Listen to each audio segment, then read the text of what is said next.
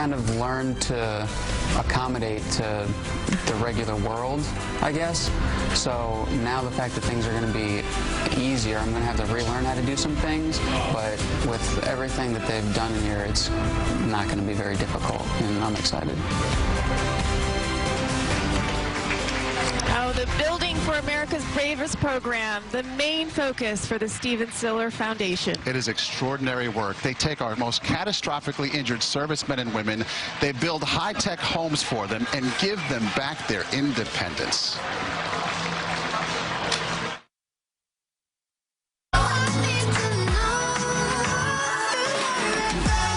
The Tunnel to Towers Foundation's mandate is to never let go.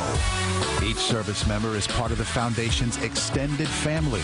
Each smart home is custom made to their individual needs. Cutting-edge technology allows these triple and quadruple amputee servicemen to control everything. By the end of the year, Tunnel to Towers will have either delivered the keys, broken ground, or have designed an incredible 56 smart homes since they started the program. This year alone, they'll deliver 15 houses and have promised 200 smart homes to our heroes. They moved the purpose of the charity to taking care of those people who are carrying on Stephen's fight against Islamic extremist terrorism. The people who have lost their arms, lost their legs, need special homes. The price for these homes is well beyond the budget for these servicemen. That makes charity events like the Liberty National Golf Outing and Auction so important. $10,500 for that spectacular motorcycle. This event alone raised enough money to build a smart home for a serviceman and his family. Everybody here is involved with our foundation one way or another, and we come together and, you know, we know the sacrifice that was made by these men and women in uniform, and what better way to say thank you than to build them a home. Looks good. While donations from individuals are vital, corporations raise a majority of the money needed to build the smart homes. Some of the biggest companies in the world have joined the efforts to repay these servicemen. Leading the way are Home Depot, Johnson & Johnson, the New York Jets, Carpet One, and GMC. These brave men and women, they need a place to live. We had a one-night gala.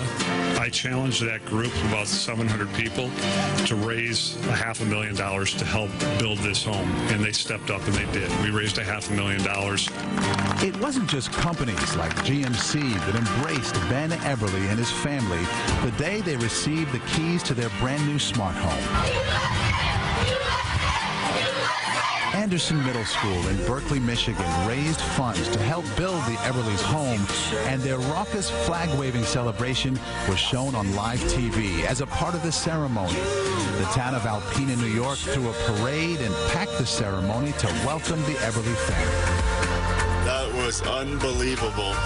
That was so patriotic. I can't even express the words going down the road up to here. It's just, I really, really do appreciate it. And to the city of Alpena, the Eberly family's here, and we're going to be here for the long run. Thank you. I'm so thankful and grateful to everybody that's let this come together and just be having this opportunity to like move right on from this horrible tragedy that happened. Like, it's okay. Like, we're okay. Our family is going to be happy.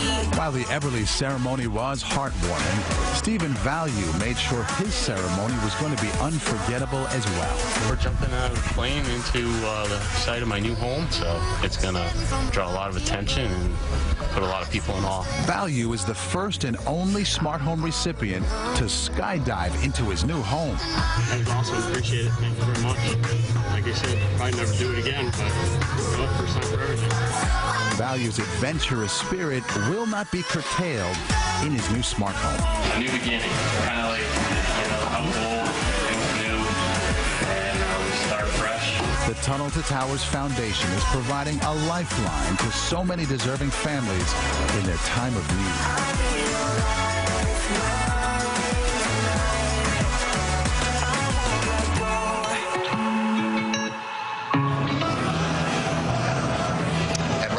Joined by Brandy Kent, who along with her husband Corey received a smart home 2 weeks ago on 9/11.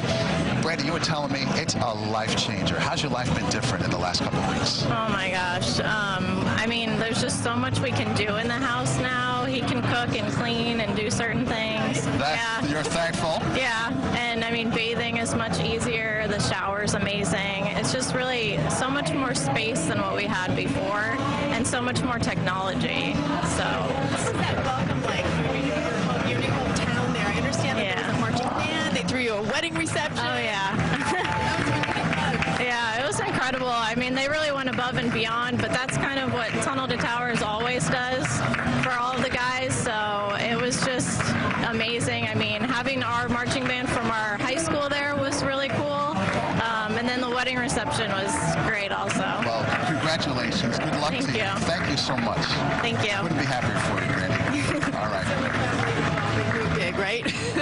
Yeah. Well done. Enjoy it. Thank you. So much. Let's get over to our colleague now, Lou Young. He is at the mouth of the Brooklyn Battery Tunnel. He's greeting all of the estimated 25,000 runners today. Lou? Dan. Not Dan. Hey, it's Lou Young here. We're at the entrance to the tunnel here, and this guy came through. Look at him. He's dressed in a firefighter's outfit. What's that like running in this? Just easy, man. You just never forget, and you always honor. That's all it is, brother. How hot is it in there? A little hot, not bad. All right. You're willing to take a break, though, huh? Well, yeah, you know. Where you from? Long Island. How about you? Town New Jersey. What's your name, pal? Dan Barzalato. I run this every year. You know, my father was a first responder.